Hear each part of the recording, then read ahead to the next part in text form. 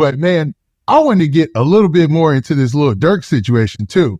Now, you've been vocal in our last 2 interviews that you really don't mess with Lil Durk like that. You know what I'm saying? There allegedly had a song dissing him or whatnot. But right. when it comes to the case, and have you seen how the case played out with the different co-conspirators and all that? Have you kept track of that or any of that? I mean, I looked at like shit on YouTube or whatever about they shit. They were saying like they had people was wearing wiretaps. You know what I'm saying? Some I don't know these other little dudes, but supposedly some other little dudes that's signed under his label. I think his name Boogie. Yep. And what's the other one name? Vonnie. What'd you say? OTF Vonnie. OTF Vonnie. Yeah, OTF Vonnie. I seen some shit about them.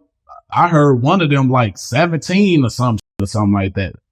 Yeah, that's OTF Fatso, I want to say. Yeah, him. Okay, I just recently heard about him last night.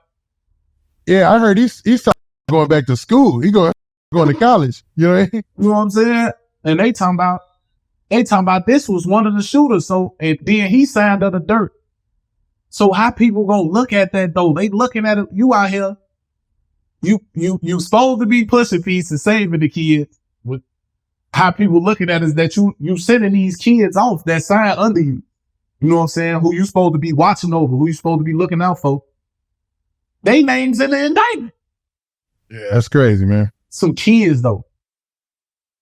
Now, here goes one name that came up that I had to ask you about. We kind of talked about this offline a little bit. Right. And you seem to be a little familiar with him. It's a guy by the name of OTF Jam. Right. Now, he's an older cat, and he allegedly did 12 years.